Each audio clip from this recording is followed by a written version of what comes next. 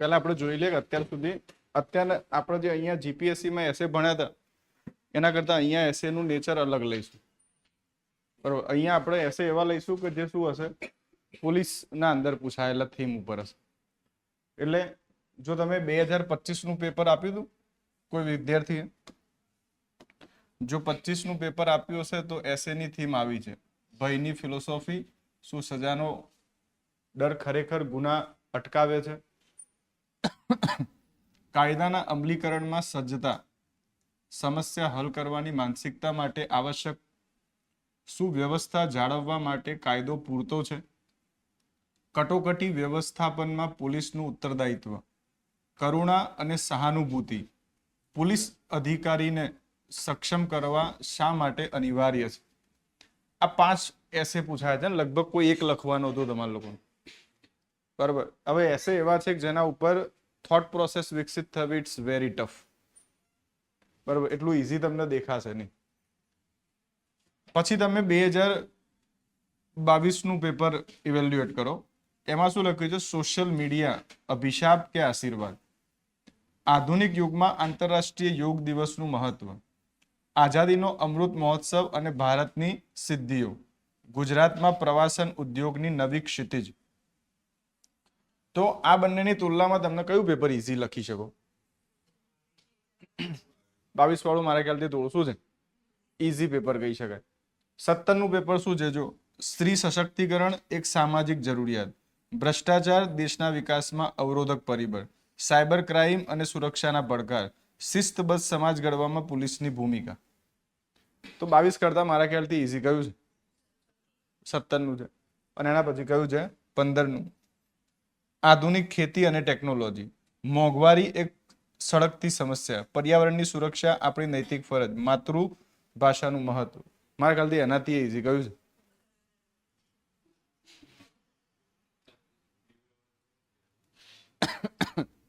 બીવડાવણી. આમે એસેમાં શું લખ્યું? એસે તે જોયો નહીં તું? ભયની ફિલોસોફી. ભાઈ, જો ડર ગયા वो શું છે? મર ગયાની સ્થિતિ છે. આમ જો ભય છે તો પછી એનો કોઈ ઉપાય છે નહીં. એસે પૂછ્યો જ છે એના ઉપર. ઓવરઓલ કહેવાનો મીનિંગ છે કે એક્ઝામનું લેવલ છેલ્લા 15 થી 25 એટલે 10 વર્ષ થઈ ગયા ને, 10 વર્ષના અંદર ટફ થયું છે, કહી શકાય એવું? કહી શકાય ને એવું? એક્ઝામનું લેવલ શું છે? ટફ થયું છે. જો તમે બીજી સ્લાઇડમાં જોશો તો આ પીએસઆઈ ના મારા ખ્યાલથી એસે છે. આ જે એસે છે એ પીઆઈ ના છે. અને 2019 વાળી એક્ઝામ મેં આપી હતી, 21 અને 17. ડિજિટલ ઇન્ડિયા એક ગ્રામીણ વિકાસ, પોલીસ તંત્રમાં ટેકનોલોજીનો વધતો ઉપયોગ, આર્થિક ક્ષેત્રે સ્ત્રીઓનું યોગદાન, જળ સંરક્ષણ સમયની માંગ. 19માં જો ભારતીય અર્થતંત્રમાં સ્ટાર્ટઅપ ઇન્ડિયાનું મહત્વ, સ્માર્ટ સિટી મિશન અને નાગરિક સુવિધા, મૂલ્યનિષ્ઠ શિક્ષા આજના યુગની અનિવાર્યતા, ક્લાઇમેટ ચેન્જ અને તેની અસરો, લોકશાહીમાં ચૂંટણીનું મહત્વ, માહિતીનો અધિકાર, ગ્લોબલ વોર્મિંગ, સ્વચ્છ ભારત અભિયાન. તો જો આ મારા ખ્યાલથી ઈઝી છે, આ થોડું ટફ છે, અને શું છે તો આમાં તમને જોવા મળશે કે ભાઈ દિન પ્રતિદિન પીઆઈ ના અંદર પણ પરીક્ષાનું અથવા એસેનું સ્તર શું થયું છે? વધ્યું જ છે. પછી જે બધા એસે છે એના ઉપર તો ઠીક છે, વાતો આના ઉપર અત્યારે કોઈ ચર્ચા નહીં કરતા. પણ તમે જો પીઆઈ ના અંદર એક પણ એવો એસે નહીં મળે કે જે પોલીસ રિલેટેડ હોય. ખબર પડી? કેમ કે એની એક્ઝામ જીપીએસસી લે છે, પણ પીએસઆઈ ની એક્ઝામ જે લે છે એ પોલીસ ભરતી બોર્ડ છે. અને પોલીસ ભરતી બોર્ડની માનસિકતા તમને એ એસેમાં જોવા મળશે. બીજું શું ઓબ્ઝર્વ કરશો તમે આમ?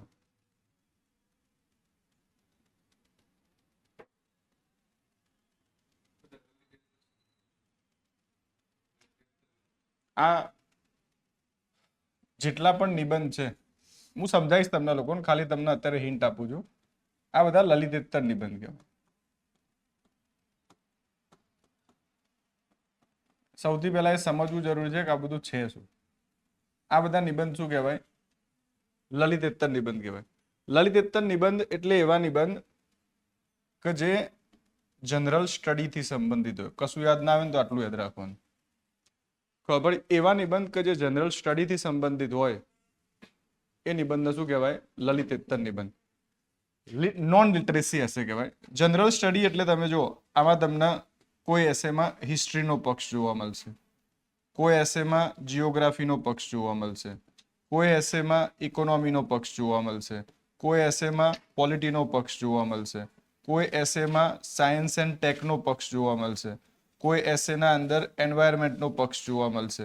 આનો મિનિંગ છે કે આ એવા વિષયો ઉપર તમને નિબંધ પૂછ્યા છે કે જે વિષયો તમે ઓલરેડી જનરલ સ્ટડીના અંદર પ્રત્યક્ષ અપ્રત્યક્ષ રૂપે શું કર્યા છે? ભણી ચૂક્યા છો. અને તમે ભણ્યા છો એટલા માટે આવા વિષયો ઉપર તમારી જે થોટ પ્રોસેસ હોય એ થોડી બહુ ચાલે એવું જોઈએ ને. પણ જે આના આગળનો ટ્રેન્ડ છે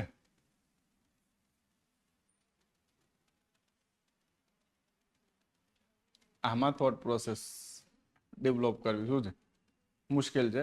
આને લિટરેસી હશે કહેવાય. આ લલિત નિબંધ છે. અને લલિત નિબંધની સૌથી પહેલી વિશેષતા શું હોય? આને ડીકોડ કરવા પડે.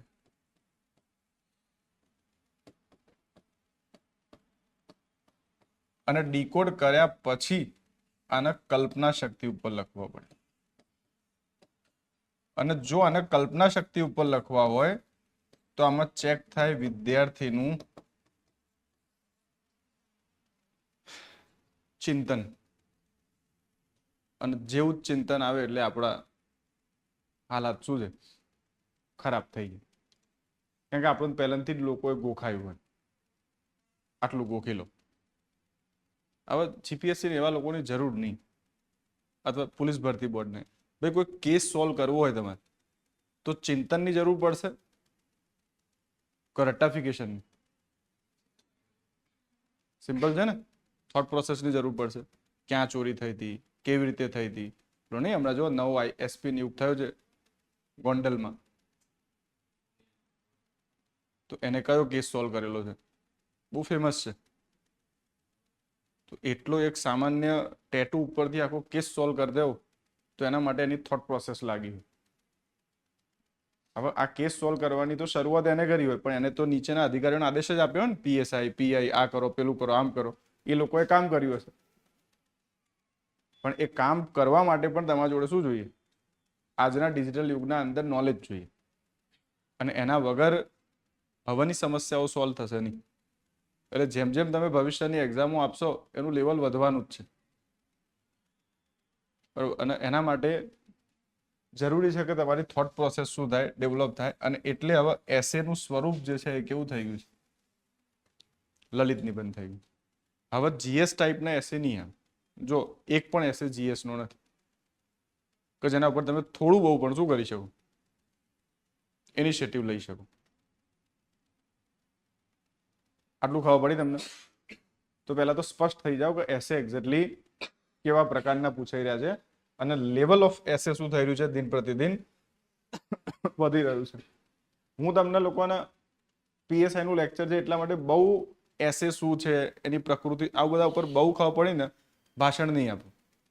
કેમ કે એ સમજવાનું આપણા જોડે અત્યારે શું નથી? ટાઈમ નથી કે એસેનો ઉદ્ભવ ક્યાંથી થયો ને એનો પ્રકાર શું છે ને આ બધું કોઈ મતલબ નહીં. પણ હા, એસેની જે બેઝિક બાબતો જે જરૂરી મને એવું લાગે છે કે આટલી તમને ખબર હોવી જોઈએ, તો જ ખબર પડે કે તમે જે વિષય ભણી રહ્યા છો એ શું છે. તો એ બેઝિક બાબતો ઉપર આપણે શું કરીશું? ચર્ચા કરીશું. અને પછી સીધા નિબંધના અંદર શું શું બાબતો ધ્યાનમાં રાખવી એના ઉપર આવીશું. અને આજે એકાદ નિબંધ ઉપર થોટ પ્રોસેસ ઉપર શું કરીશું? કામ કરીશું. હું તમને અહીંયા એસે લખાઈ છે ખરું, કઈ એસે કેવી રીતે ડેવલપ થાય, શું લખાય, કેમ, પણ એ લખ્યા પહેલા તમને નિબંધ પારખતા અને ઓળખતા આવડવું જોઈએ. બરોબર. હજુ તમે આમાં કંઈ જાણી નહીં શકતા હોય, પણ જેમ જેમ એક એક સ્ટેપ આગળ વધશે પછી ખબર પડશે કે અચ્છા નિબંધમાં આટલું એ જોવું પડશે, આ રીતે પણ જોવું પડશે. નહીં તો નિબંધ લખી તો દેશો પણ નિબંધનો આયામ અને ડાયમેન્શન ક્યાંય મેચ નહીં ખાતા. તો પહેલા બેઝિક મુદ્દાઓ શું કરીએ? સમજીએ. અને પછી ધીરે ધીરે શું કરીએ? એના ઉપર થોટ પ્રોસેસ શરૂ કરીએ. આવડી જશે, એટલું બધું ભારે નથી આમાં. ઓવરઓલ હું માનું તો બહુ ફેંકમ ફેંક જ હોય છે. બસ મુદ્દો છે કેટલી સારી રીતે તમે આને શું કરો છો. અને એસે લખવા માટે કઈ નોલેજની જરૂર જતું રહેલા. એસે લખવા માટે હું માનું ત્યાં સુધી નોલેજની જરૂર નથી હોતી. ઝીરો નોલેજથી એસે લખાય. આ બધા એસે છે ને, આ ઝીરો નોલેજ ઉપર લખાય. આના માટે કોઈ નોલેજ જીએસ ની જરૂર નથી. એટલે તમને જીએસ પૂછતા નહીં. જીએસ માં તો એ જીએસ ની જરૂર પડે. આમાં તો કોઈ જીએસ ની શું નથી. કેવી રીતે લખાય એવો પ્રશ્ન એ છે. તો વિચારીએ, પહેલા સમજી લઈએ બેઝિક મુદ્દાઓ.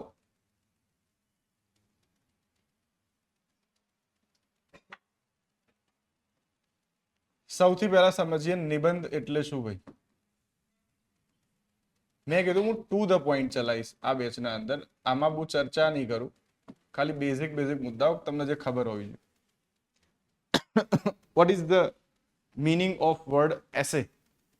તો સિમ્પલ યાદ રાખજો, નિબંધ એટલે શું? ની પ્લસ બંધ. અને આનો સિમ્પલ અર્થ થાય છે વ્યવસ્થિત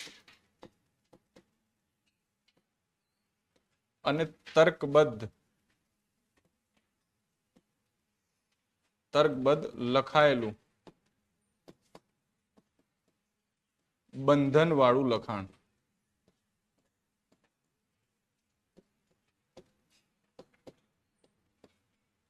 એટલે નિબંધ. આપણે સામાન્ય તો નાનપણમાં આપણને કોઈ પૂછતું હતું ને કે વોટ ઇઝ એસે, તો આપણે શું કહીએ? જેને બંધન ના હોય. જેને બંધન ના હોય ને એને રેખા કહેવાય. પેલા ઉપર લખ્યું છે 300 શબ્દોમાં લખવું. આનો મિનિંગ એના ઉપર શબ્દોનું શું છે? બંધન છે. અને જે વસ્તુના બંધન હોય ને એને બંધારણ કહેવાય.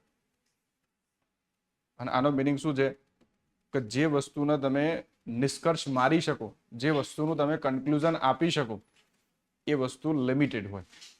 અને હરેક સમસ્યાનું એક શું હોય? સમાધાન. અને જે સમસ્યાનું સમાધાન છે એનું બંધન છે. તો નિબંધ એવી વસ્તુ છે કે જેને તમારે એક સચોટ અર્થમાં બાંધીને લખવાની છે. તો નિબંધનો અર્થ ક્યારે એવો ના થાય કે એને બંધન ના હોય. નિબંધનો અર્થ બંધન ના હોય એનો સેન્સ છે એના વિચારોમાં બંધન ના હોય, પણ એના લખાણમાં તો શું હોય? બંધન હોય. એટલે કે તમે નિબંધના સામાજિક, આર્થિક, રાજનૈતિક, સાંસ્કૃતિક પક્ષમાં જેમ વિચારવું એમ વિચારી શકો. એનાથી કોઈ સમસ્યા નથી. પણ વર્ડનું તો શું છે? બંધન છે. એટલે લોકોએ એનો અર્થ ખોટો નાખી દીધો. નિબંધ એટલે જેનું બંધન ના હોય. દરેક વસ્તુનું શું હોય? બંધન હોય. રેખાના પણ ખંડ ના માધ્યમથી બાંધીએ તો જ કોઈ ગણિતના જવાબ શું થાય? પ્રાપ્ત થાય. એટલે યાદ રાખવાનું એ અર્થ ખોટો છે કે બંધન ના હોય. નિબંધનું બંધન હોય. અને નિબંધના અંદર યાદ રાખવાનું તર્કબદ્ધ શું હોવું જોઈએ? લખાણ હોવું જોઈએ. અને સાથે એ લખાણ જ્યારે પૂરું થાય તો એનો પૂરેપૂરો સારાંશ પણ નીકળવો જોઈએ. એને કહેવાય છે નિબંધ. નિબંધ જે શબ્દ છે, નિબંધ જે શબ્દ છે, બરાબર, આનો ઉદ્ભવ એક્ઝેક્ટલી પશ્ચિમમાં થયો છે.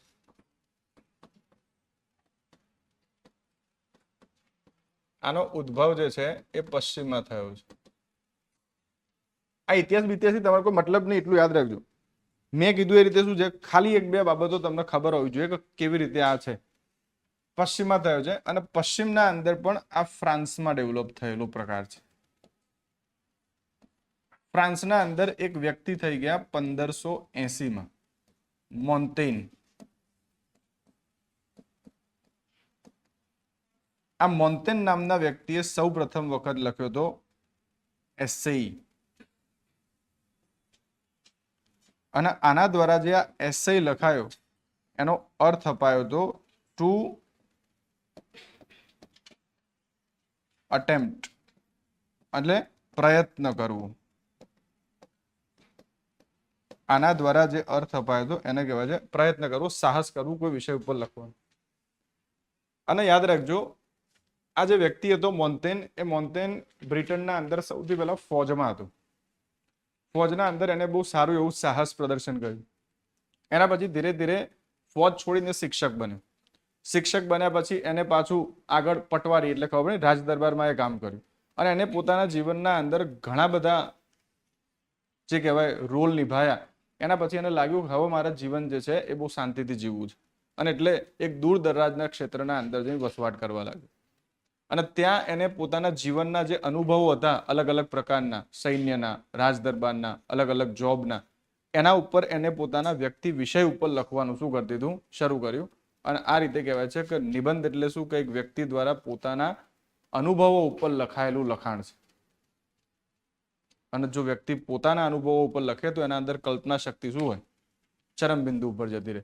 એટલે કહેવાય છે કે નિબંધ જે છે એ મોન્ટેન દ્વારા, યાદ રાખજો, જે મોન્ટેન દ્વારા નિબંધો વિકસિત થયા એ નિબંધોના આજે લલિત નિબંધ કહેવાય છે. એ નિબંધોના આજે શું કહેવાય છે, લલિત નિબંધ કહેવાય છે. બીજો એક બ્રિટનનો વ્યક્તિ આવ્યો, બેકન. આ જે બેકન નામનો વ્યક્તિ હતો, એ બેકન નામના વ્યક્તિએ જનરલ સ્ટડી ઉપર નિબંધ લખ્યા. જનરલ સ્ટડી એટલે ખબર પડી સાયન્સ ઉપર લખ્યું.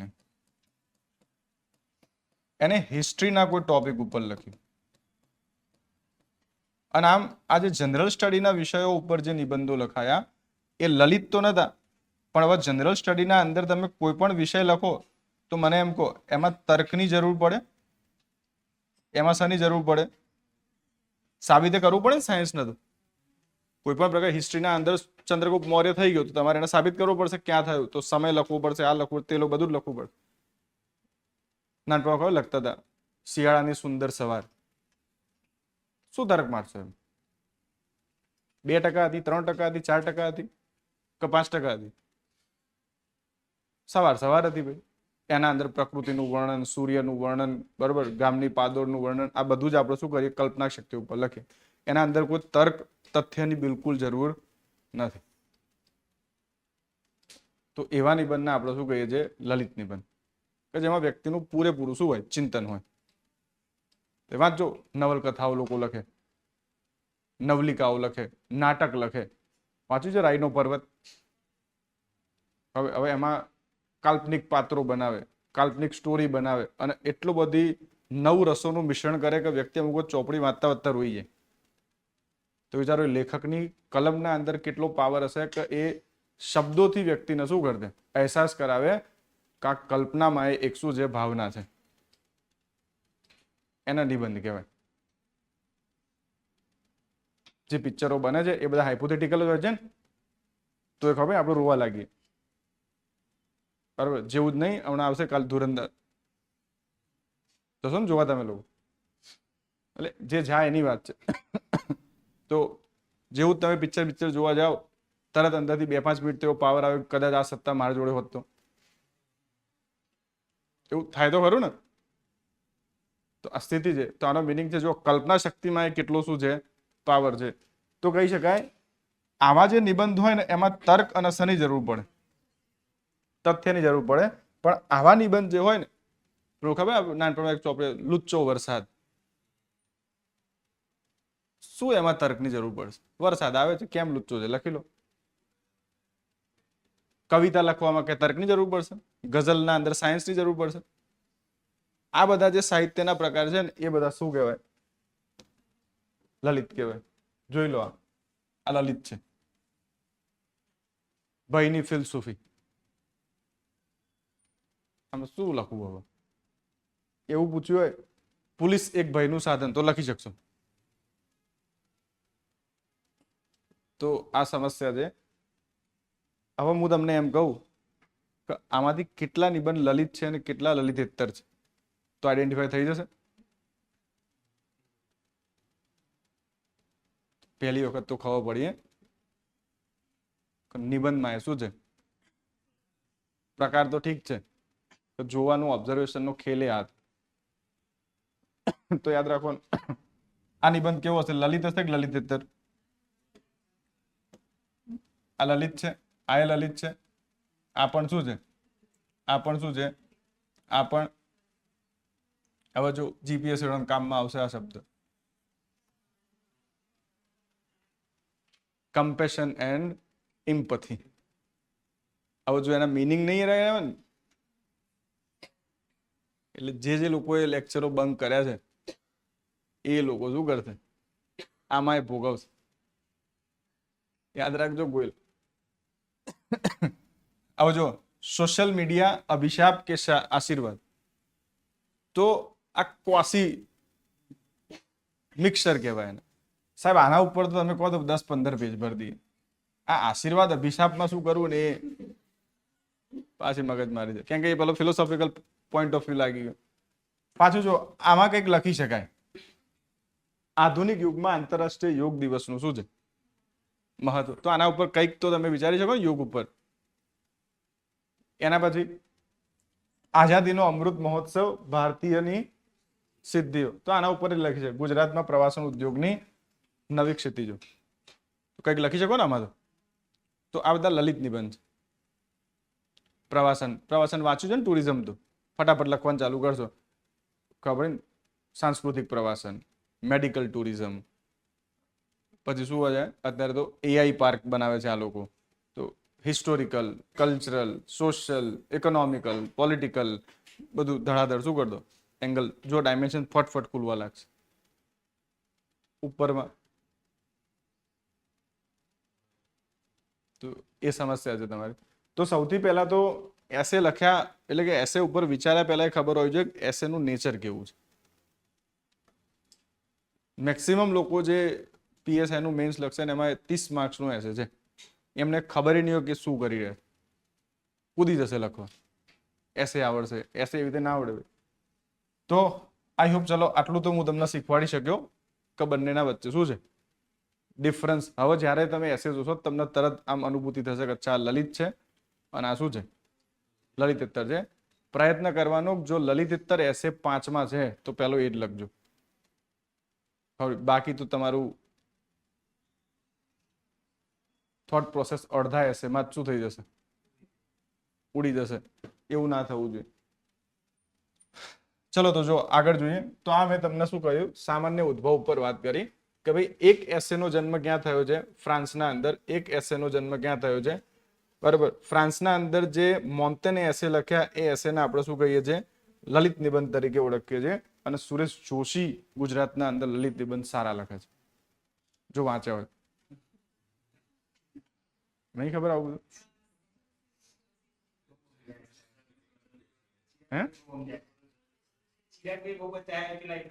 હે ને? હા, તો સુરેશ જોશી ના લલિત નિબંધ સારા છે. લલિત નિબંધ શરૂ ગુજરાતના અંદર લખવાની જો કોઈને કરી હોય તો નર્મદ છે. 1851ના અંદર નર્મદે પહેલી વખત લલિત નિબંધ લખ્યો હતો અને એનું નામ હતું, અમારે ઓપ્શનલમાં આવતું હતું, મંડળી મળવાથી થતા લાભ. જો નામ સાંભળ્યું હતું. અને મંડળી એટલે મિત્રો, ગ્રુપ, મળવાથી થતા લાભ. તો જો તમે લોકો મળીને રોજ જીડી કરો તો એના લાભ શું થાય? વધારે થાય. નુકસાન કશું નથી. પણ સાહેબ એ અમે કરીશું નહીં, કારણ કે અમે ઇન્ટ્રોગેટિવ વ્યક્તિ છીએ. એકલા મહેનત કરીશું ને પહેલો રેન્ક લાવીશું, કદી આગળ નહીં આવે એ રીતે. પછી બેકન છે. આને જે નિબંધો લખ્યા એ બધા સાયન્સ, હા, પછી કાકા સાહેબ કાલેલકર છે, ત્રિભુવનદાસ દિવેટિયા છે, એ બધા લોકોએ આ નિબંધો લખ્યા છે ગુજરાતમાં. કયા? લલિત નિબંધો. ગુજરાતના અંદર લલિતેત્તર નિબંધો લખવાનો બહુ ક્રેઝ ઓછો છે, બરોબર. કારણ કે સાહિત્યકારો તો કેવું વિચારતા હોય, તો એ લોકોના જે નિબંધો હોય એ બધા આ ફ્રેમના અંદર આવે. અને અત્યારે જે નિબંધો લખાય છે એ આના ઉપર લખાય. તો ચલો આટલું તો ખબર પડી ગઈ તમને. હવે જે નિયમ છે એ છે નિબંધ ના કેટલાક નિયમો છે જે તમને ખબર હોવી ફરજિયાત રૂપે જરૂરી છે. સમજીએ નિયમો કયા છે. એમાં પહેલો જે નિયમ છે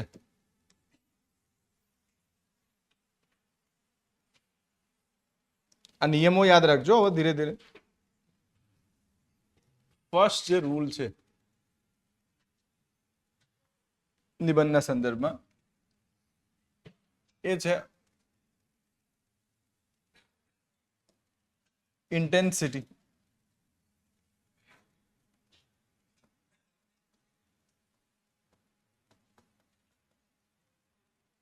આઈડેન્ટિફાઈ ધ ઇન્ટેન્સિટી. અહીંયા ઇન્ટેન્સિટીનો મીનિંગ છે નિબંધની તીવ્રતા જોવી.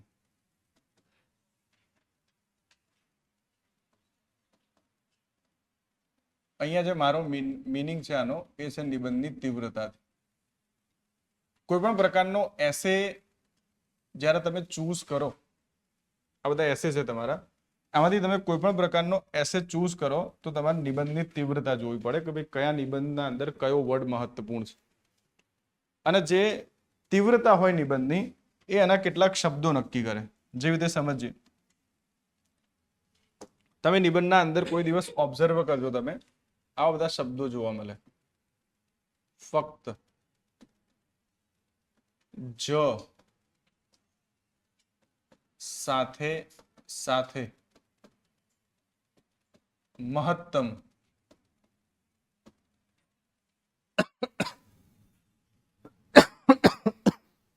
એના પછી જે શબ્દો હોય છે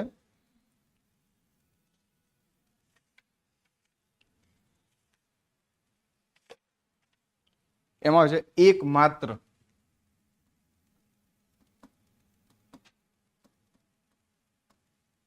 આજ, આ બધા જે વગેરે જેવા શબ્દો આવે, આ બધા જે શબ્દો હોય છે એ નિબંધની તીવ્રતા નક્કી કરે કે ભાઈ નિબંધ કયા સેન્સમાં લખવાનો છે. એક્ઝામ્પલ જો હું તમને આપું તો એક કોમન એક્ઝામ્પલ આપું છું જેથી ઝડપી તમને ખબર પડશે.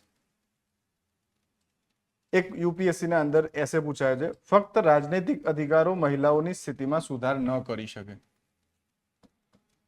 ફક્ત રાજનીતિક અધિકારો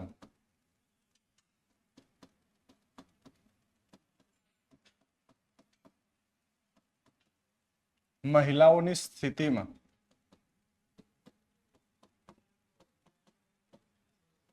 સુધાર ન કરી શકે.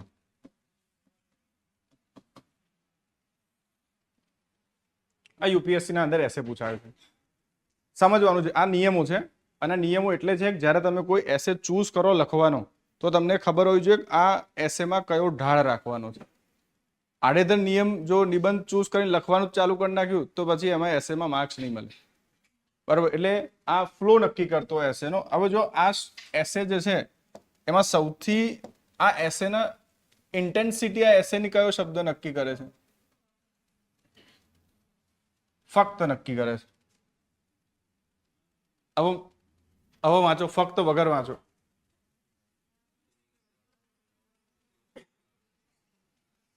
રાજનૈતિક અધિકારો મહિલાઓની સ્થિતિમાં સુધાર ન કરી શકે. તો આખું એસે શું થઈ ગયું? નેગેટિવ. આનો મિનિંગ છે 106મું અમેન્ડમેન્ટ કોઈ કામનું જ નથી. એ થઈ ગયું ને. પણ હવે ફક્ત લગાવી દો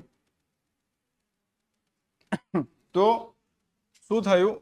ફક્ત રાજનૈતિક અધિકારો એટલે કે આપણા બંધારણના અંદર જે મહિલાઓને આરક્ષણ આપ્યું 106માં અમેન્ડમેન્ટ, આપણા બંધારણના અંદર જે મહિલાઓને આરક્ષણ આપ્યું 73rd કોન્સ્ટિટ્યુશનલ અમેન્ડમેન્ટથી, 74th કોન્સ્ટિટ્યુશનલ અમેન્ડમેન્ટથી, બરાબર. આ જે એમના જોડે પોલિટિકલ પાવર છે, શું એનાથી મહિલાઓની સ્થિતિમાં સુધાર થઈ ગયો? આનો મિનિંગ એટલે તો લખ્યું ફક્ત આ અધિકારો સુધાર ન કરી શકે. તો એસેનો આયામ શું પૂછી રહ્યો છે? રાજનૈતિક અધિકારો તો એક માત્ર તો કરી શકે, સોરી, રાજનૈતિક અધિકારોનું એક પાસું તો કેટલોક સુધાર કરી શકે, પણ જ્યાં સુધી વ્યક્તિની સામાજિક માનસિકતા નહીં બદલાય ત્યાં સુધી સરપંચ પતિની ભૂમિકામાં કોઈ પરિવર્તન નહીં આવે અને મહિલાઓના જગ્યાએ પુરુષો શું કરશે? શાસન કરશે. તો આનો મિનિંગ છે ફક્ત રાજનૈતિક અધિકારથી અથવા મહિલાઓને લોકસભા કે પંચાયતના અંદર પ્રતિનિધિત્વ આપવાથી મહિલા સશક્તિકરણ નહીં થાય, પણ જે સમાજમાંથી એમને તમે પ્રતિનિધિત્વ આપો છો એ સમાજની માનસિકતા પણ શું કરવી પડશે? ચેન્જ કરવી પડશે. તો આનો મિનિંગ શું થયો? ફક્ત આનાથી કશું નહીં થાય, સાથે સાથે કયા પરિવર્તન લાવવા પડશે? સામાજિક. સાથે સાથે કયા પરિવર્તન લાવવા પડશે? આર્થિક, પછી સાંસ્કૃતિક, આંતરરાષ્ટ્રીય, અને આ બધા જ સ્તર ઉપર પરિવર્તન આવે છે તો રાજનૈતિક અધિકારો કામના છે. ફક્ત એકલા રાજનૈતિક અધિકારો કોઈ કામના નથી. તમારું જ એક્ઝામ્પલ જોઈ લો. ફક્ત ક્લાસ ભરવાથી તમે સફળ થઈ જશો? પોસિબલ જ નહીં. ક્લાસના સાથે સાથે ટેસ્ટ પણ લખવી પડશે, એમાં સુધારે કરવો પડશે અને નવી પદ્ધતિ અપનાવવી પડશે. ખબર નહીં ફક્ત વાંચનથી તમે પાસ થઈ જશો? કોઈ મતલબ નહીં. તો કયો શબ્દ એસેમાં ઇન્ટેન્સિટી નક્કી કરે? અહીંયા જોઈએ એસે ચૂઝ કરવામાં કેવી રીતે ધ્યાન રાખવાનું હોય. જો આ જો મજા આવશે તમને. હવે એસે કદાચ જોવાનો દ્રષ્ટિકોણ ચેન્જ થઈ જશે તમારો.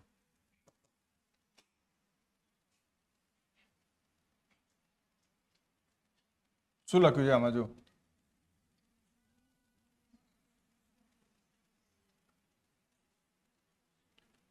આનો મિનિંગ છે એસે પ્રાચીન મધ્યકાળ ઉપર નહીં લખવાનો. એસે નો આખો ફ્લો કયા સમયમાં જવો જોઈએ, અને એને લખ્યું છે પડકાર બડકારથી મારે કોઈ મતલબ નહીં. મારો એસે ફક્ત મહત્વ ઉપર જવું જોઈએ. તમને લોકો શું શીખવાડે ખબર છે ને? બધું જ લખી દેવું,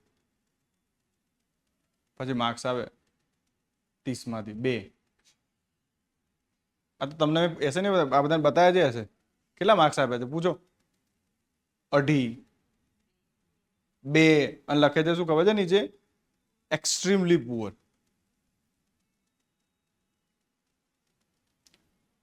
ખબર? એટલે યાદ રાખજો, જો એસેના અંદર કોઈને શીખવાડેલો ખાકો ફિટ કરીને આવ્યા ને તો એના માર્ક્સ નથી. પેલું એઆઈ જેવું છે. જોજો, એઆઈમાંથી તમે શું કરો? કોઈ ફોટો બનાવો ને પછી તમે ઇન્સ્ટાગ્રામમાં પોસ્ટ કરો, યુટ્યુબમાં કરો ને તો બહુ વ્યૂ નહીં આવે. એને બનાવ્યું છે, પણ તમે ખુદ ઓરિજિનાલિટી વાળો કન્ટેન્ટ મૂકશો ને તો એના વ્યૂ શું થશે? આ એવું છે. ઓરિજિનલ કન્ટેન્ટ તમે તમારી મૌલિકતા સાથે લખશો તો નિબંધમાં માર્ક્સ આવશે, અને જો બીજાનું ચિપકાયું તો 40 માર્ક્સ લાવવાના. શું આવશે? ફાંફા થઈ જશે.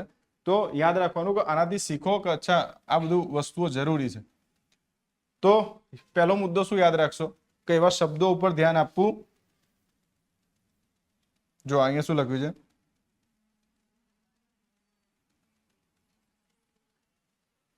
તો એક શબ્દનો ફ્લો છે. એક હટાવી દો.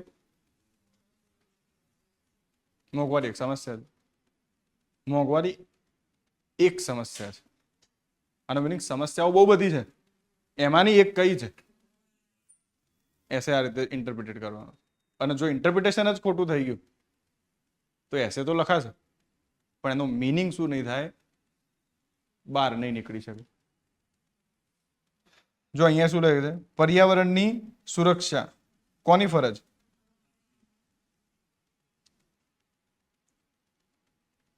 રાજ્યની, સમાજની, વ્યક્તિની. કેટલા શબ્દો બદલી શકાય, પણ એને શું લખ્યું છે? આપણી. હવે તમે આપણીથી કોને કોને વિચારો છો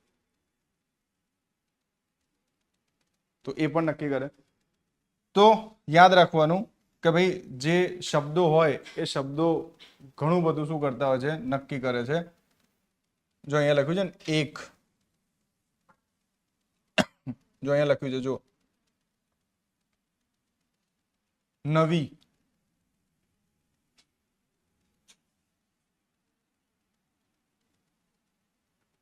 કેના જગ્યાએ આને લખી દો, તથા લખી દો, અથવા લખી દો તો મૂર્ખા તો નહીં હોય ને કે અમને કે જ લખ્યું.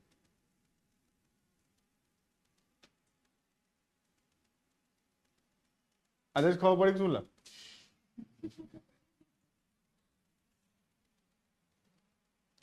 ધીરે ધીરે ખબર શીખવા આવ્યો તો શીખવું તો પડશે જ. અને આ ઓબ્ઝર્વેશન થી એસે લખશો તો જ એસે ના શું છે? માર્ક્સ છે. તમારે તો 30 માર્ક્સ છે, આમાં જીપીએસસી વાળા તો 125 માર્ક્સ નો એવું કહેશે છે. જો આટલું એ ડિફ્લેક્ટ થયું તો કરિયર શું છે? 12 છે. બે એસે પૂછાય, એક એસે 125 માર્ક્સનું, બે એસે 250 માર્ક્સના, અને માર્ક્સ કેટલા આવે ગણાયા હતા લોકોને પૂછો, 4 ને 5 આપે પેલું, એટલે બે એસે ને 10 માર્ક્સ. ખબર પડી? મતલબ જ નહીં. અને એનું કારણ શું? જીએસ અથવા થોટ પ્રોસેસ શું હોય? વીક હોય. આ પ્રોબ્લેમ થઈ જાય. બરાબર, બીજું કંઈ હોય નહીં. થોટ પ્રોસેસ મજબૂત થાય, ધીરે ધીરે થાય, પણ તો ટાઈમ ટેકિંગ પ્રોસેસ. તો ચલો, પહેલો મુદ્દો તો ખબર પડી ને, ઇન્ટેન્સિટી ઓફ શું હોવું જોઈએ. તમે જ્યારે પણ એસે જુઓ તો આ બધું જોજો, ફક્ત ક્યાં લખ્યું છે, માત્ર ક્યાં લખ્યું છે, અને ક્યાં લખ્યું છે, તથા ક્યાં લખ્યું છે, અને પછી એના પર વિચારીને નક્કી કરવાનું કે અચ્છા એસેનો ઇન્ટેન્શન અથવા આનો ફ્લો કેવો રાખવો મારે.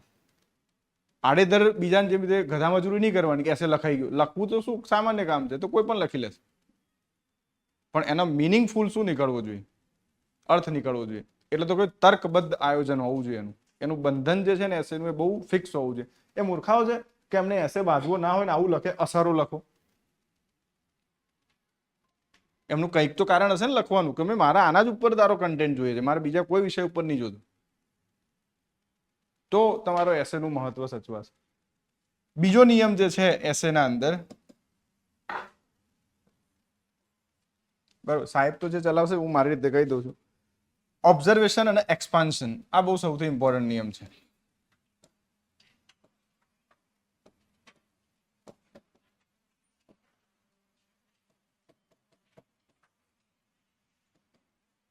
નિબંધમાં સૌથી ઇમ્પોર્ટન્ટ જો કોઈ હોય ને તો આ છે. ઓબ્ઝર્વેશન અને શું? એક્સપાન્શન. સમજીએ.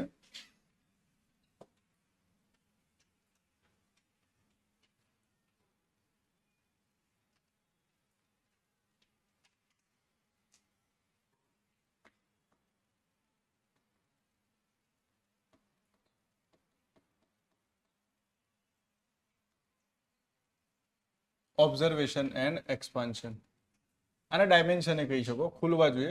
એ આપણે બતાવીશું કેવી રીતે ખુલશે. બે એસે છે, જોઈએ તમારું એસે ને જોઈને ઓબ્ઝર્વેશન શું છે. એક એસે તો હું લઈ લઉં છું તમને,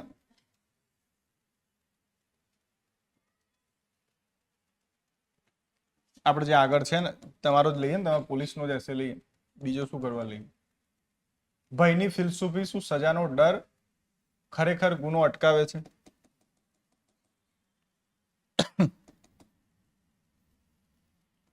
તો હવે ધીરે ધીરે ખબર પડવા લાગશે.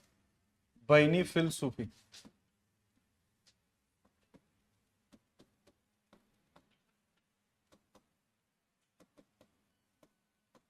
શું સજાનો ડર ખરેખર અટકાવે છે? આવું જ છે ને? હા,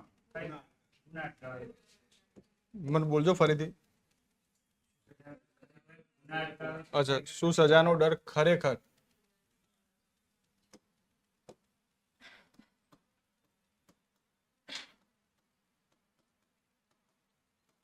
ચલો આના પર શું તમે વિચારી શકો છો?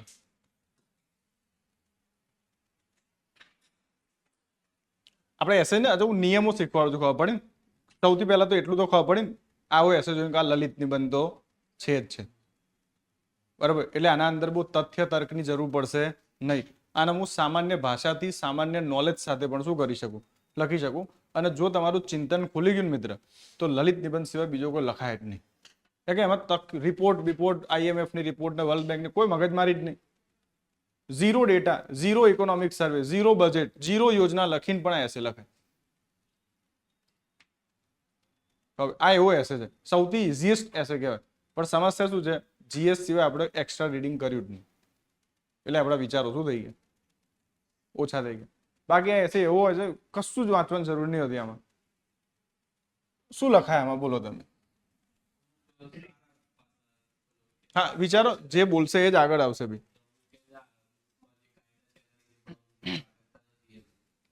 એવું કહેવા માંગે છે કે અત્યારે હાલ જે મતલબ ભાઈ દ્વારા જાહેરમાં નહીં પેલી એ કરતા સરઘસ કાઢી આ તે એ રીતે મતલબ ડર ઉભો કરવાથી શું ગુના અટકી જશે ખરા એ બાબતે મતલબ લખશો શું પણ આનું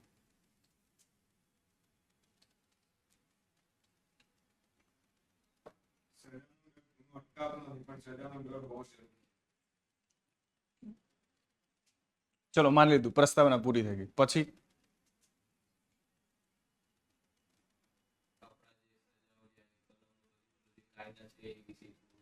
કયા કાયદાઓ છે?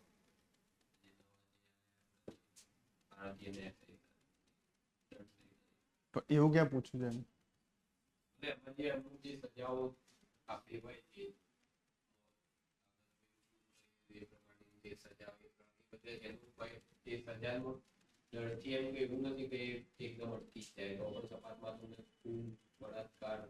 ચોરી એ બધી ઘટનાઓ તો જોવા મળે જ છે. કોઈ ગુનો થયો તો એના ગુનેગારો સાથે પોલીસનું જે વર્તન અને સજા આપવામાં આવી હોય તે જોઈને બીજા જે ગુના કરવાના હોય એના પર અસર તો ચોક્કસ થશે. સાવ ન અટકી જશે, ઓછો થવાનો છે. ગાંધીજીએ કહ્યું છે કે વ્યક્તિનું શરીર તમે જેલમાં રાખી શકો છો, એના ક્રિમિનલ વિચારો નહીં. ભયથી મતલબ બદલી નહીં શકાય એને સાથે મતલબ એના અંદર મતલબ થોડા પેલા એવી કરવા પડશે જેલ સુધારણા કેન્દ્ર તમે આતંકવાદીને કસાબને જેલમાં રાખી શકો, એના વિચારોનું શું કરશો? તો ફક્ત શરીરને દંડ આપવાથી ગુનો ઘટી જશે કે શરીરના અંદર રહેલા વિચારોને મારવાથી ગુનો અટકશે? તો ભયની ફિલોસોફી કેવી રીતે કામ લાગશે?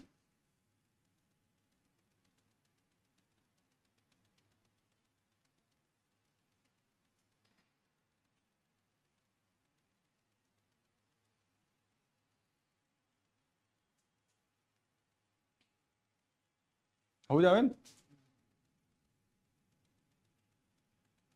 તો પ્રશ્ન પહેલો પૂછવો જોઈએ તમારે, ભય અને ન્યાયમાં શું સંબંધ છે?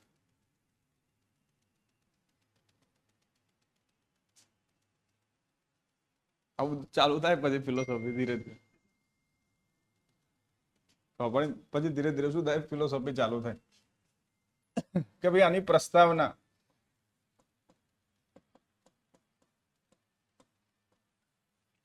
આ થોટ પ્રોસેસ છે, આ ઓબ્ઝર્વેશન છે. તમે કે એક એસે તમે જુઓ છો તો તમારું એને જોવાનું ઓબ્ઝર્વેશન કેવું છે, અને ઓબ્ઝર્વેશન થી નક્કી થાય કે તમારો એસેનો ફ્લો કેવો હશે.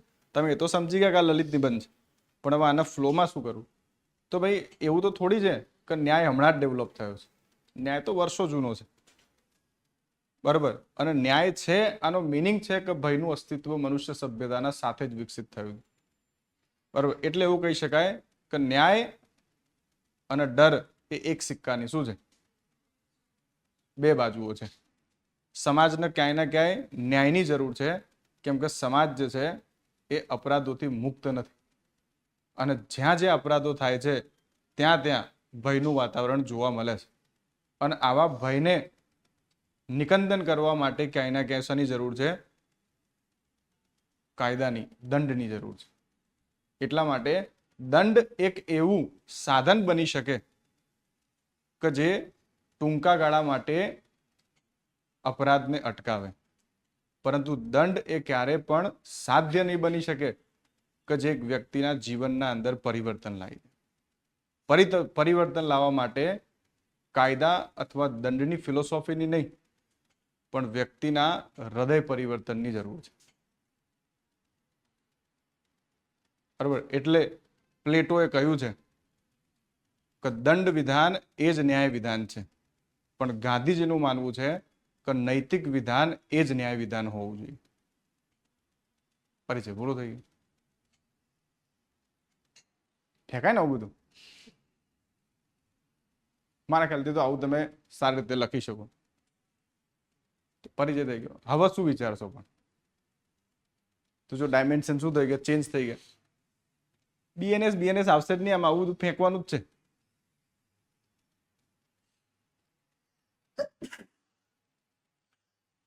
હવે તમે લોકો ઉતરશો વિચારવામાં, મુખ્ય ભાગમાં ઉતરશો.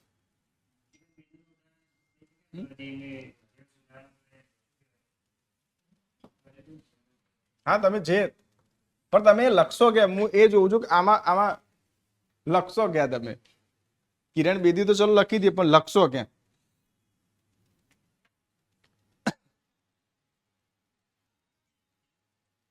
ક્યાં લખશો?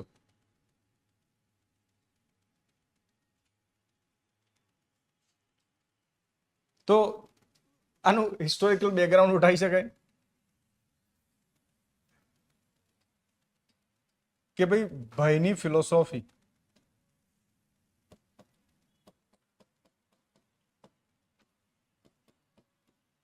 નો ઇતિહાસ, આવું વિચારી શકાય ટેગલાઇન? આજે થોડી ભયની ફિલોસોફી વિકસિત થઈ છે, પ્રાચીન કાળથી જ છે ને. અને પ્રાચીન કાળના અંદર સૌથી ફેમસ દંડ વિધાન જે હતું એ મેસોપોટેમિયાનું હતું.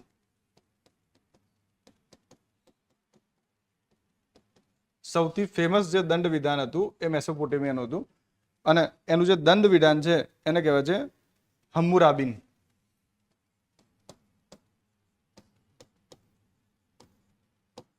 અને હમ્મુરાબિન દંડ વિધાનના અનુસાર એવું માનવામાં આવે છે કે ગુનેગાર વ્યક્તિને એટલું જ દર્દ થવું જોઈએ કે જેને ગુનો કરતી વખતે બીજાને એટલું દર્દ આપ્યું હતું. આને કહેવાય છે આંખના બદલે આંખ, જીવના બદલે જીવ. આ જે દંડનો સિદ્ધાંત છે ને એ સિદ્ધાંત મેસોપોટેમિયાનો છે. તો શું આજે આવો થિયરી વ્યાપ્ત છે? અને શું આ ભયથી મેસોપોટેમિયાના અંદર ગુનાઓની પ્રવૃત્તિ બંધ થઈ ગઈ?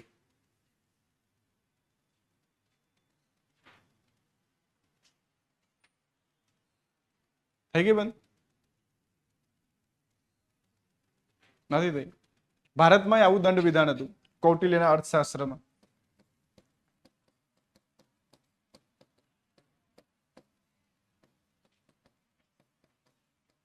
એને મત્સ્ય ન્યાય કહેવાય છે. ખબર છે? આને મત્સ્ય ન્યાય કહેવાય છે. મત્સ્ય ન્યાય એટલે શું? મોટી મછલી નાની મછલીને શું કરે? ખાઈ જાય. પણ ન્યાય મળતો નથી. સમુદ્રના અંદર મોટી મછલી શું કરે? નાની મછલી ખાઈ જાય. તો નાની મછલી ક્યાં ન્યાય લેવા જાય છે? જો મુકેશ અંબાણી, અદાણી,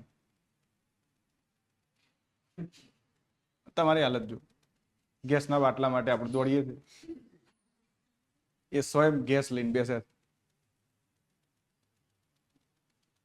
તો કહે છે કે ભાઈ દંડ વિધાન જે છે એ મેસોપોટેમિયા જેવું ના હોવું જોઈએ, પણ દંડ વિધાનથી જ એક રાજ્યનું સંચાલન થાય એ જરૂરી છે. આનો મિનિંગ કે મેસોપોટેમિયા અને કૌટિલ્ય બંને એવું માને છે કે દંડ એક રાજ્યની વ્યવસ્થાપન માટે પાયાનો શું છે? સિદ્ધાંત છે. અને મધ્યકાળમાં જો મધ્યકાળના અંદર શું મનાતું હતું ખબર છે? સાર્વજનિક દંડ અપાય છે. કેવો દંડ અપાય છે? સાર્વજનિક. રસ્તા ઉપર શું કરતો આપે છે ને સાર્વજનિક ફાંસી. એ લોકો કેમ આપે છે? પાકિસ્તાનમાં ને એમાં ખબર છે ને પથ્થરથી લોકો મારી નાખે. બીજી વખત ગુનો કરતી વ્યક્તિ શું કરે? વિચાર કરે. પણ કહેવાય છે કે બ્રિટનના અંદર સાર્વજનિક ફાંસી આપવામાં આવતી હતી ને. તો પિક્ચર જોયું તો પાયરેટ્સ ઓફ કેરેબિયન ને બધા, તો એ ફાંસી જોવા માટે હજારો લોકો ઉભા રહેતા. અને સામાન્ય ચોર વ્યક્તિ હોય ને તો એને ફાંસી આપી દેતા હતા લોકો.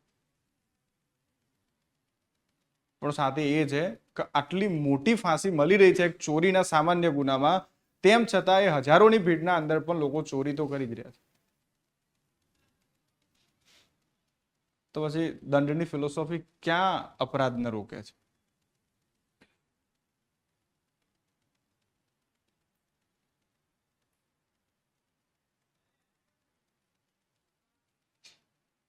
આ બધું લખાય હશે એમાં. આ તો હું ચિંતન બતાવું છું, ચિંતન કયા સ્તરથી તમે શું હજુ એસે ચાલુ જ નહીં કર્યો મેં. હું તો તમને નિયમ બતાવી રહ્યો છું. જો ઓબ્ઝર્વેશન એટલે એક વિષયને જોઈને તમારું દિમાગ કેટલું જલ્દી શું કરે છે?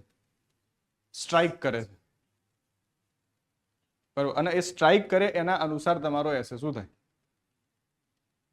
વિકસિત થાય. તો એક તો હિસ્ટોરિકલ એસ્પેક્ટ લખી દીધો તમે, પછી શું લખી શકાય?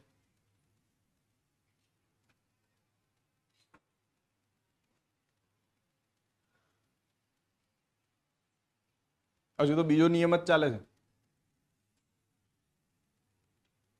તો વિચાર લો, એક એસે ના અંદર ઓબ્ઝર્વેશન કેટલું શું છે, જરૂરી છે.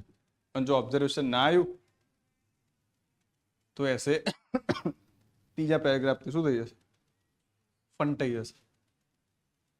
અને એસેનો એક નિયમ છે, તર્કબદ્ધ અને વ્યવસ્થિત આવવું જોઈએ. પેરેગ્રાફ ટુ પેરેગ્રાફ એકબીજા સાથે શું હોવું જોઈએ, કનેક્ટેડ હોવું જોઈએ.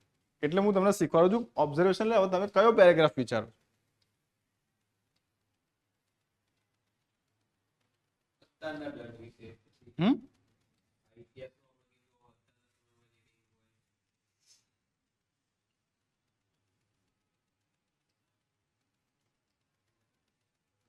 બીજી એવી કન્ટ્રીઝમાં મતલબ કોઈ હોય સજાની પેલી પોઝિટિવ, હમ માત્ર આ રીતે નહીં, મતલબ એના માટે દંડની સાથે સાથે એમાં સુધારવા માટે બી કંઈ પેલી થતું હોય એવું બી એક્ઝેક્ટ પોઈન્ટ હતો એસેનો કે ભાઈ આટલા બધા દંડના પ્રકાર જોયા, તો પ્રશ્ન એ છે કે શું દંડ જે છે એના પ્રકાર કેવા છે, દંડના પ્રકાર કેવા છે, કયા કયા પ્રકારના દંડ હોય?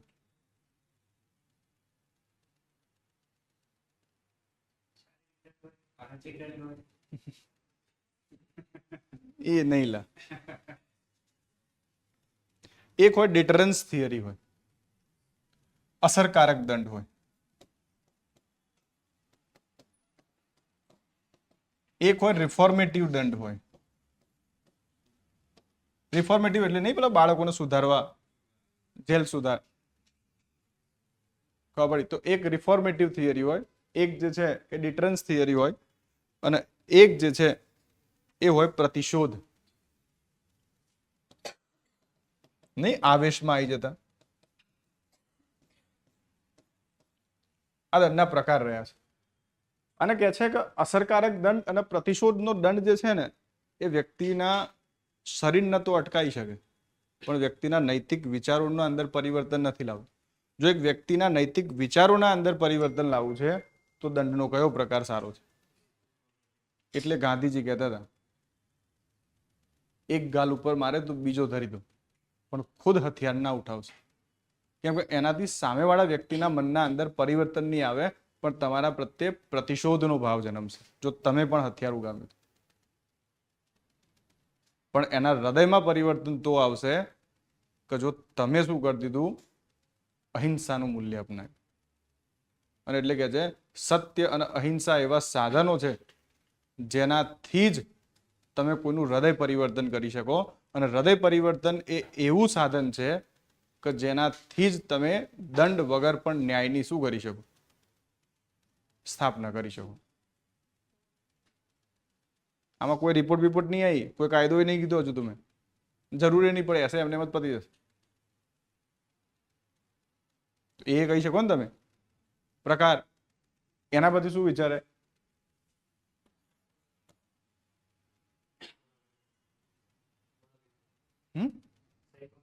મનોવૈજ્ઞાનિક સ્તર ઉપર શું વિચારે?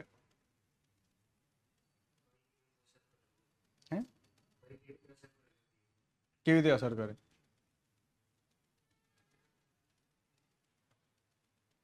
બોલો. સાયકોલોજીથી પણ એક મુદ્દો હજુ છે.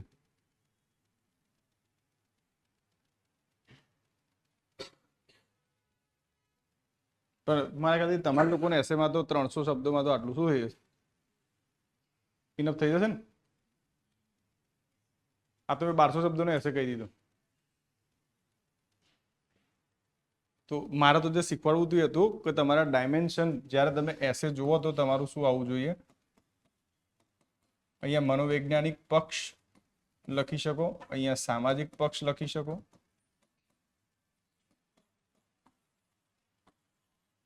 મનોવૈજ્ઞાનિક પક્ષ તો એવું કહે છે કે ડરથી વ્યક્તિને કોઈ ફરક જ નહીં પડતો. કેમ કે જો ડરથી ફરક પડતો હોત અથવા દંડથી ફરક પડતો હોત તો વ્યક્તિ ગુનો કરતો જ નહીં. ઉદાહરણ તરીકે સિંઘમ પિક્ચરના અંદર ગનીભાઈને ગનીભાઈ કે શું હોય છે પેલું જયકાર સિકરેને કોઈ ફરક નહીં પડતો. કેમ કે એ તો માની જ લે છે કે મારો આ ધંધો જ છે અને મારો ધંધો છે તો જેલ એ મારું સેકન્ડ હોમ છે.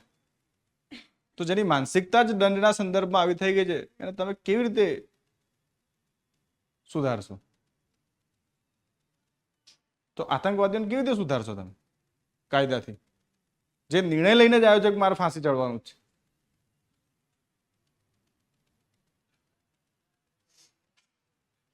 તો એની આ મનોવૈજ્ઞાનિક સ્થિતિને કેવી રીતે સુધારશો?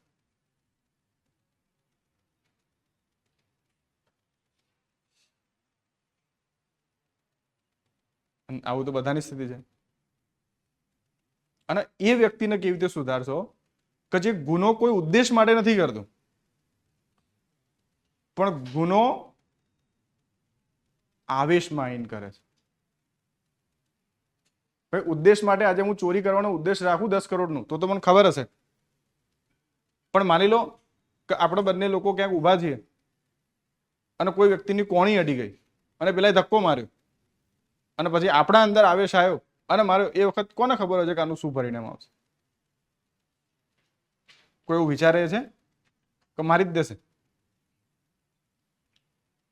તો કહે છે કે કાયદો અથવા દંડ તો કોઈ વ્યક્તિના પ્રી પ્લાનિંગ વાળા ક્રાઇમને રોકી શકે, પણ આવેશના ગુનાને રોકવાની તો તાકાત કાયદામાં નથી. અને જે લોકોએ ગુનાને જ વ્યવસાય માન્યો છે એમને તો કાયદો કેવી રીતે રોકશે? અને અમુક લોકો તો ત્યાં સુધી કાયદો તો ગુના કરવાનું સૌથી મોટું સાધન છે કે કહી દે છે કે આ કર્યું તો ગુનો છે, બાકી બધું તો ફ્રી છે.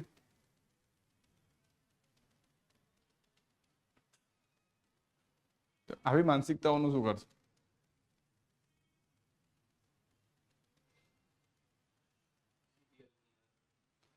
તો પછી ખબર પડી પ્રશ્ન આવે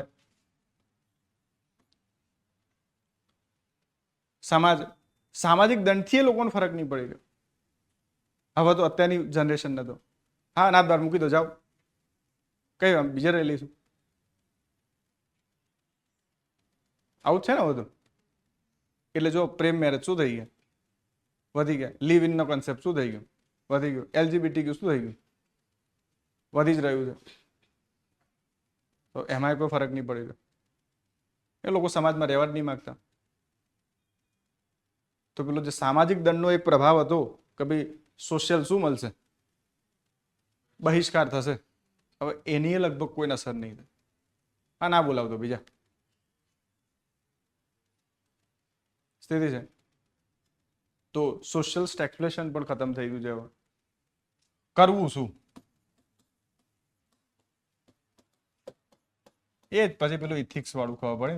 શિક્ષણ, સમાજ, પરિવાર આવે ને, કોમ્યુનિટી પોલીસિંગ, આ બધા ઉપર કામ કરો અને લાસ્ટમાં નિષ્કર્ષ માર દો કે જે દંડ છે અથવા જે કાયદો છે અથવા જે દંડ છે એ સંપૂર્ણ રોગનું સમાધાન નથી, પણ રોગના એક લક્ષણનું સમાધાન છે. જો શરીરમાંથી સંપૂર્ણ રોગ મટાડવો છે તો વ્યક્તિના મૂલ્યોમાં જ શું કરવું પડશે? પરિવર્તન કરવું પડશે. માનસિકતા બદલ્યા વગર કાયદાથી કદી પણ નૈતિક શાસન નહીં આવે. એટલે લાસ્ટમાં લખી દેવાનું રૂલ ઓફ ફિયર. ડર છે કાયદાનો, એ રૂલ ઓફ લો થી ના આવવો જોઈએ, પણ રૂલ ઓફ ઇથિક્સ થી આવવું જોઈએ. તો જ વ્યક્તિ શું બની શકે? અથવા રાજ્ય ભય મુક્ત બની શકે. અને કાયદો એવા લોકોને રોકવાનું સાધન છે કે જે પ્રી ક્રાઇમ કરે છે. કાયદો એવા લોકોને કદી નહીં રોકે કે જે પ્રોફેશનલ ક્રાઇમ અથવા આવેશમાં આવીને ગુના કરે છે. એસે પૂરો થઈ ગયો. આવું જ બધું આવે ને. શું હતું એસે? તો તો કન્ક્લુઝન મારી દેવાનું. સજાનો ડર ગુનાને કરવો છે કે નહીં એના ઉપર એક ક્ષણ માટે વ્યક્તિને વિચાર આપે છે, પણ સજાનો ડર વ્યક્તિને ગુનો કરતા પૂર્ણતઃ અટકાવતો નથી. માટે સજા એ માત્રાત્મક હોય કે ગુણાત્મક હોય, હોવી જોઈએ ખરી રાજ્યમાં, પરંતુ સાથે સાથે એક વ્યક્તિના ચારિત્રિક પરિવર્તનો ઉપર રાજ્યે ધ્યાન આપવાની જરૂર છે. પોતાની શિક્ષણ નીતિમાં, પોતાના સમાજમાં અને પોતાના અને સભ્ય સમાજના પરિવારોમાં એવા નૈતિક મૂલ્યો વિકસિત કરવાની જરૂર છે કે જેથી વ્યક્તિ એના મૂલ્યમાં જ એવું માની લે કે આ વસ્તુ રાજ્યના માટે અનુચિત છે. જેવી રીતે તમે માનો જ છો, મંદિરમાં ચપ્પલ પહેરીને જવું એ શું છે? ગુનો તો નથી ને? પણ તેમ છતાં એનો જેટલો ડર છે ને એટલો ડર તો તમને કોઈ ગુનાનો નથી. આવું જ છે ને? તો નૈતિકતાથી વધારે ડર લાગે છે કે કાયદાથી? નૈતિકતાથી વધારે ડર લાગે લોકોને, કાયદાથી નહીં. જો કાયદાથી ડર લાગતો હોય કે ટ્રાફિકનું સિગ્નલ તૂટો જ નહીં, રોજ તૂટે છે, તો આનો મિનિંગ કાયદાથી કોઈને ફરક પડતો નથી. કેમ કે કાયદાનો તો ઉપાય છે ભ્રષ્ટાચાર, નૈતિકતાનો કોઈ ઉપાય નથી. પતી ગયું, એસે પૂરો થઈ ગયો. તમે સાબિતે કરી દીધું કે કાયદો જરૂરી છે, પણ સાથે સાથે એકલો કાયદો નહીં, ફક્ત કાયદો નહીં, નૈતિકતા પણ એટલી જ. શું છે? એસે લખવાનો તો બીએનએસ કોઈ મતલબ નહીં. તો આને કહેવાય શું? ઓબ્ઝર્વેશન. અને પછી એસેને શું આપવાનું? એક્સપાન્શન આપવાનું. ખબર પડશે તમને લોકોને? એસે ચાલુ નહીં થયો, મેં તો નિયમ સમજાય. એસે તો કાલે ચાલુ થશે. મેં તો આજે ખાલી તમને શું સમજાવીશ? નિયમો સમજાવું છું. જો આવા આવા શું હોય નિયમો હોય. નેક્સ્ટ નિયમ જોઈએ.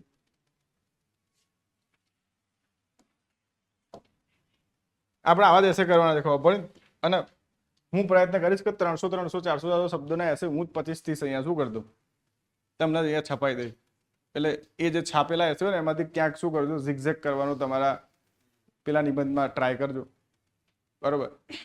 અને થોડો આપણે એસેના પેપરો લઈશું, એમાં લખવાનો હોય શું કરજો, ટ્રાય કરજો. ટ્રાય કરતા રહેજો, બાકી એસે એટલા સારી રીતે લખાશે નહીં. અને એસે ઉપર તો આખા પેપરનો શું છે, દારોમદાર છે. 30% માર્ક્સ છે એના ઉપર. એ નહીં લખ્યું તો કશું નહીં લખે. ચલો પછી નિયમ શું છે ભાઈ? પછી શું નિયમ ધ્યાનમાં રાખવાનો?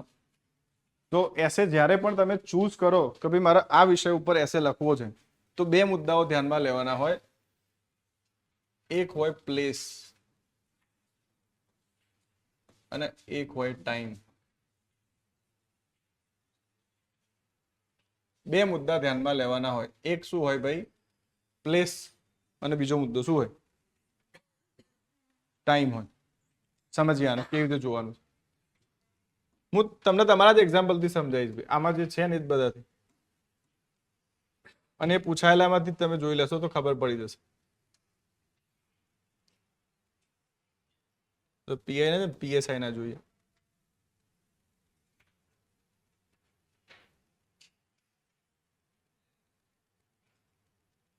ચલો જો,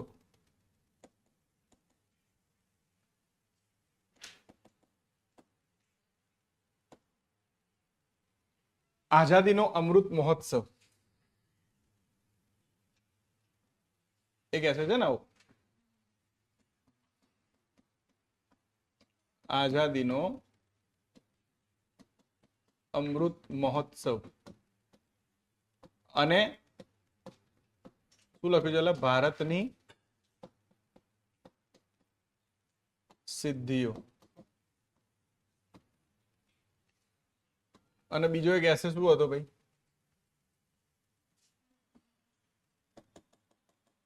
આ પીડીએફ તમારા અંદર નાખી નહીં ને?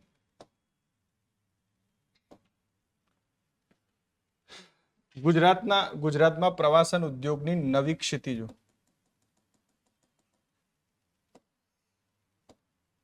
ગુજરાતમાં પ્રવાસન ઉદ્યોગની નવી ક્ષિતિજો.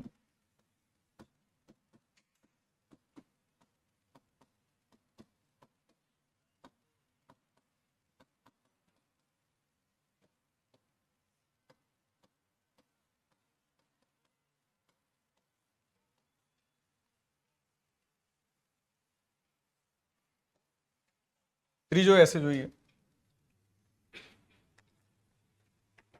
મારા ફોનમાં તો પીડીએફ છે, એમાં તો જોઈ લે.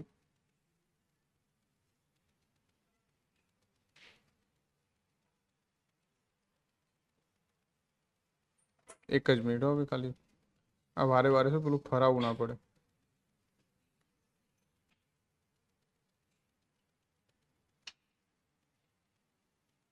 પછી જો એક એસે જોઈએ, પર્યાવરણની સુરક્ષા અથવા તમારું લઈ લે. શું વ્યવસ્થા જાળવવા માટે કાયદો પૂરતો છે? શું વ્યવસ્થા જાળવવા માટે કાયદો પૂરતો છે? હવે જો અહીંયા ધ્યાન આપવાનું, જ્યારે પણ તમે કોઈ એસે પિક કરો, માન લો કે તમને આ 3 એસે પૂછાયા, 5 માંથી માન લો 3 જ એસે પૂછાયા, હવે આમાંથી કયો એસે પિક કરશો તમે લખવા માટે? ચલો પહેલો નિયમ યાદ કરો. કયો નિબંધ આમાં લલિત છે અને કયો લલિતેતર છે? બોલો. આ કેવો છે? લલિત નિબંધ છે, ફિલોસોફિકલ છે. બાકી નિયમો કેવા છે? લલિતેતર છે. ચલો આટલું ખબર પડી. હવે એક્સપાન્શન તો આપણે જાતે જ કરવાનું હોય છે. એક્સપાન્શન એટલે એનું વિચારવાનું હોય છે કે બે હવે આઝાદીનો અમૃત મહોત્સવ અને ભારતની શું સ્થિતિઓ. હવે આનો મિનિંગ શું છે કે આ જે આખો એસે છે એ વાત બે વસ્તુ પર ભાર આપે છે. આઝાદી નો અમૃત મહોત્સવ. ભાઈ આઝાદીનો અમૃત મહોત્સવ એટલે આઝાદ ક્યારે થયા ભાઈ? અને શું કહે ભારતની સિદ્ધિઓ, તો ભારતે ક્યાં સુધી સિદ્ધિઓ હાંસલ કરી? 26 સુધી. તો આનો મિનિંગ શું છે? આ એસે જે તમારે લખવાનો છે આનો ટાઈમ શું છે? ફિક્સ છે. તમે આ એસેની શરૂઆત પ્રાચીન કાળ, મધ્યકાળ આ રીતે ના કરી શકો. આ એસેની શરૂઆત જો કરવી હોય તો એવી જ કોઈ વસ્તુ ઉઠાવવી પડે કે જે 47 થી કઈ વચ્ચેની હોય. નકર પેલો તરત સમજી શકે અને એ જ નહીં ખબર પડતી કે એસે કયા ટાઈમ ઝોનમાં લખવાનો. એટલે એક એસે લખો ને તો એમાં ટાઈમ ઝોન પણ શું હોય? બહુ મહત્વપૂર્ણ ભાગ ભજવતો હોય. અને બીજો શું હોય? પ્લેસ. શું લખ્યું છે મિત્ર? આનો મીનિંગ છે કે આ એસે વર્લ્ડમાં નથી લખવાનું. આમાં અમેરિકા, ફ્રાન્સ, જર્મની આવો કોઈ ડેટા ના આવવો જોઈએ. આનો ડેટા જે હશે એ કયા સેન્સમાં આવવો જોઈએ? આ ઇન્ડિયા આની જીઓગ્રાફી કઈ છે? આ ભારત ઉપર એસે લખવાની વાત કરે છે. ચલો તો આ એસેનું અર્થઘટન કરો. શું કહે છે ભાઈ?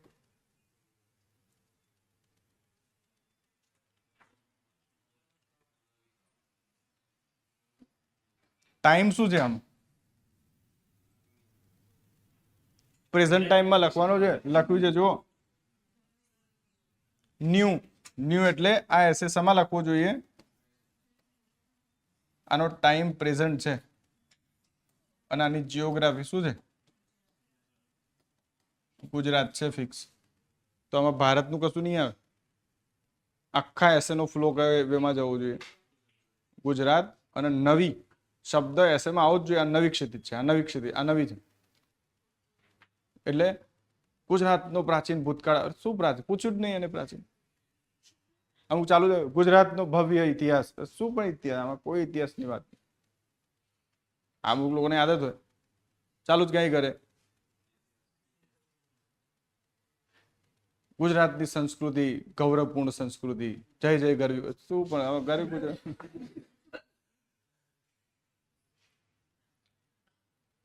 કેટલા લોકો આવું કરતા હશે? હાથ ઊંચો કરો.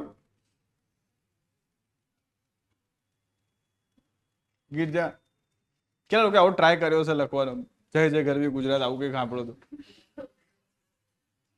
અને તરત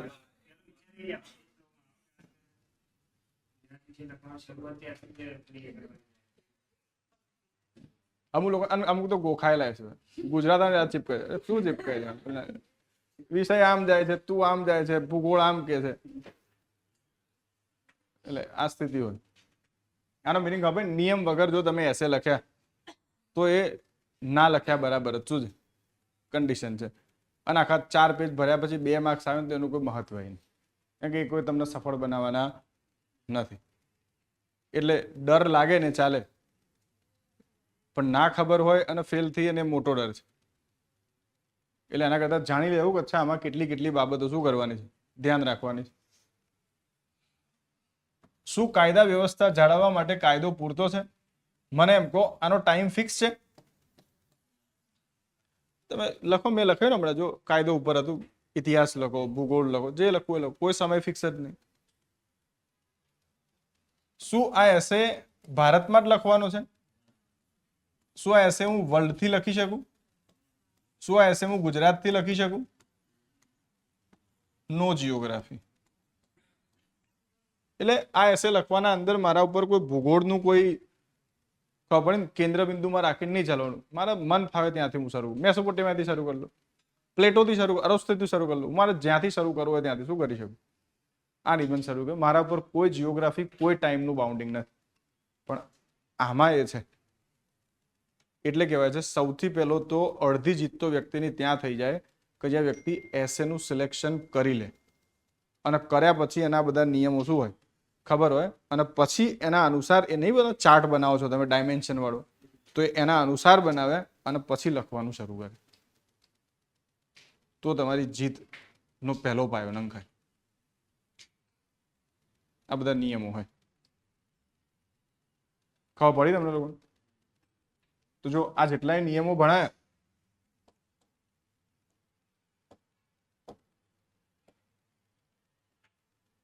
જો ઓબ્ઝર્વ કરો આમાં, ભયની ફિલોસોફી શું સમાજનો ખરેખર ગુનો અટકાવે છે? ક્યાંથી લખી શકાય? શું કોઈ જીઓગ્રાફીની બાઉન્ડ્રી છે? કોઈ ટાઈમની બાઉન્ડ્રી છે? નથી. કાયદાના અમલીકરણમાં સજ્જતા, સમસ્યા હલ કરવાની માનસિકતા માટે આવશ્યક. જીઓગ્રાફી, ટાઈમની બાઉન્ડ્રી. સુવ્યવસ્થા જાળવવા કાયદો પૂરતો છે? ઓપન એસે છે ને બધા. કટોકટી વ્યવસ્થામાં પોલીસનું ઉત્તરદાયિત્વ. ભાઈ અમેરિકાની કટોકટી લખો, ભારતની લખો, જર્મની, જ્યાંથી લખો એ લખો, કોઈ ફરક નહીં પડતો. વર્તમાન લખો, ભૂતકાળ લખો, ભવિષ્ય લખો, કોઈ ફરક નહીં પડતો. હા, શું લખ્યું હતું? પણ તમે કટોકટીના અંદર હું કહું 356 વાળી લખી હશે.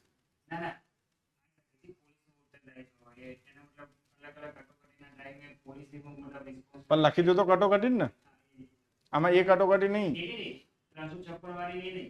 તો કટોકટી મતલબ માની લો કે કોઈ આતંકવાદી હુમલો થાય આ પછી પૂર આ તે કોઈ મતલબ ડિઝાસ્ટર કોઈ થઈ હોય એ ટાઈમ પોલીસનો મતલબ પ્લે કરે એ કટોકટી ધ્યાનમાં રાખવું મતલબ સારું ગયું. ડાયમેન્શન સારા હતા.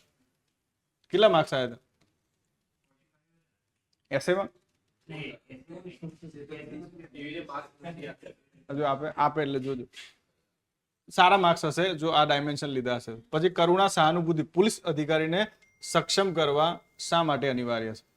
બરોબર. પછી જો સોશિયલ મીડિયા અભિશાપ કે આશીર્વાદ, હવે અહીંયાથી તમને ખબર પડશે. જો શું લખ્યું છે? પ્રેઝન્ટ ટાઈમમાં લખવાનું છે. યુગમાં આંતરરાષ્ટ્રીય યોગ દિવસનું શું આવી ગયું? આઝાદીનો અમૃત મહોત્સવ, ભારતની શું સિદ્ધિઓ, અને પડકારો નહીં લખવાના.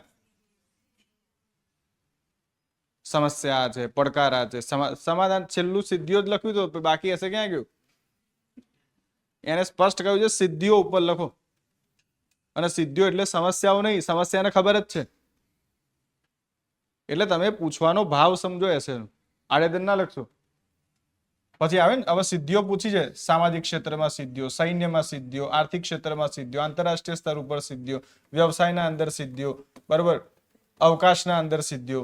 લખો સિદ્ધિઓ, થોડી એક બે હશે, તમારે 1000 પેજ 1000 શબ્દો પર રહી જશે. એટલી સિદ્ધિઓ યાદ નહીં, પડકારો ને બધું શું કરી દીધું, ગોળ મોળ કરીને પેજ પૂરા કરી આપ્યું, કશું માર્ક્સ ના આવે. આ બાજુ આ સ્ત્રી સશક્તિકરણ એક સામાજિક શું, ભારતની સ્ત્રી લખો, ગુજરાતની લખો, અંદમાન નિકોબારની લખો, વિયેતનામની લખો, ત્યાંની સ્ત્રીથી મતલબ છે એને ખબર પડી. એક સામાજિક શું છે, આર્થિક નહીં, રાજનૈતિક નહીં, સાંસ્કૃતિક નહીં, આંતરરાષ્ટ્રીય નહીં, કઈ સામાજિક એટલે ખાલી ગુજરાતના સમાજ માટે નહીં, ભારતીય સમાજ માટે નહીં, આખા વિશ્વના સમાજ માટે જરૂરી છે. આવી થોટ પ્રોસેસ શું થવી જોઈએ, આમાં વિકસિત થવી જોઈએ. એટલે પહેલો તો મુદ્દો છે કે અર્થઘટન બરોબર કરવું પડે, પછી આ બધા એસે લખાશે. ભ્રષ્ટાચાર દેશના વિકાસમાં, તો જીઓગ્રાફી ફિક્સ નહીં કે ભારતનો જ, સમય ફિક્સ નહીં કે વર્તમાનમાં જ, ખબર પડી. લખ્યું છે ભ્રષ્ટાચાર દેશના વિકાસમાં શું અવરોધક પરિબળ છે. તો આનો મિનિંગ, ભ્રષ્ટાચાર તો થોડી આજે હતો, ઈસ્ટ ઇન્ડિયા કંપનીમાં એ હતો, અને સૌથી મોટો ચોર તો કોણ હતો, પેલો આંબી હતો. ત્યાંથી શરૂ કરી શકો તમે, ખબર. તો તમારા ઉપર છે ક્યાંથી જાઓ. ચોર તો સૌથી મોટો પ્લેટો હતો, અરસ્તુ હતો, સુકરાતે હતો, પણ એમને કઈ ચોરી કરી હતી ને એ જોવું પડે. ચોરી ફક્ત ભૌતિક વસ્તુની ના હોય, ચોરી તો વિચારોની હોય, ખબર. તો ભ્રષ્ટ આચરણનો મિનિંગ છે ફક્ત કોઈ આર્થિક લાભ લેવો નહીં, પણ કોઈ બીજાના વિચારોને શું કરી દેવા, મારી નાખવા, એ પણ ભ્રષ્ટાચાર છે.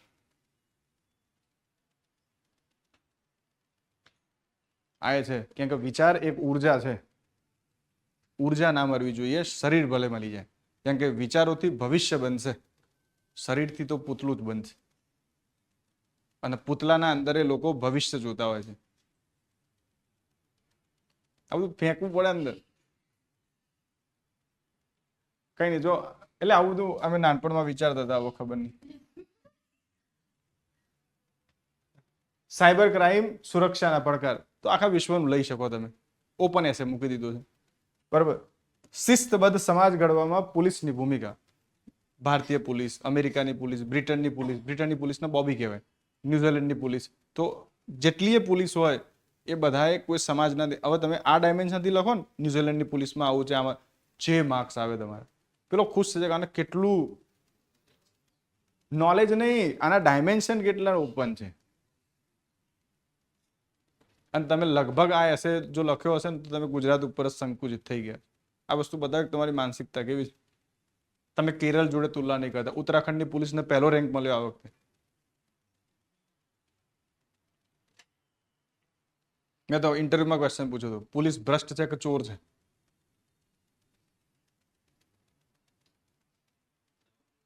હા,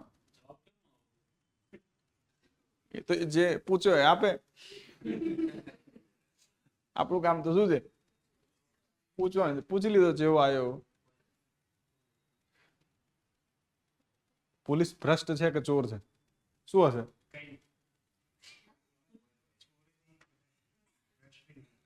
તો શું છે?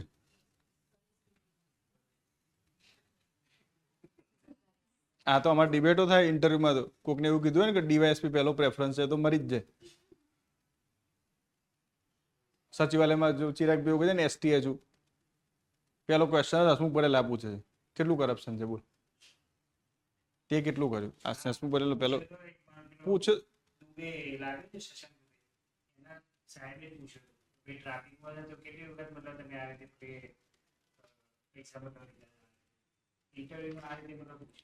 આ તો બહુ ઇઝી રીત છે. વાસ્તવિક ઇન્ટરવ્યુ કહે ને તો બેહોશ થઈ જશે. એક જરા મોઢા પર ચાવી મારી દીધી, આઉટ. એ તો બહુ ખતરનાક વ્યક્તિ. કોઈ દિવસ મળજો, મજા આવશે. આમ સારો છે, પણ આમ જો શું લખ્યું છે, આધુનિક ખેતી અને ટેકનોલોજી. તો આમાં સમય નિશ્ચિત, સમય નિશ્ચિત છે, જીઓગ્રાફી નિશ્ચિત નથી. આધુનિક એટલે ખબર પડે ને, વર્તમાન સેન્સના અંદરની વાત કરે. પછી જો મોંઘવારી એક સળગતી શું સમસ્યા, તો ખાલી ભારતમાં થોડી મોંઘવારી છે, આનો એસે તો તમે ઈરાન ઇઝરાયલ વોરથી શરૂ કરો, ક્યાંય પહોંચી જાય તો એસે. બરાબર. પર્યાવરણની સુરક્ષા આપણી શું છે? નૈતિક ફરજ. આપણી એટલે દરેક વ્યક્તિની વ્યક્તિગત છે, દરેક સમાજની સામાજિક, દરેક રાજ્યની, દરેક પરિવારની છે. આ બધા જ લોકોની શું છે? સહિયારી ફરજ છે. એવું નહીં કે મારા એકલાથી અહીંયા લાઇટ બંધ કરી દઈશ તો પર્યાવરણ બચી જશે. આ લાઇટ આખું ભારત બંધ કરશે ને તો પર્યાવરણ બચશે. એટલે આપણી છે,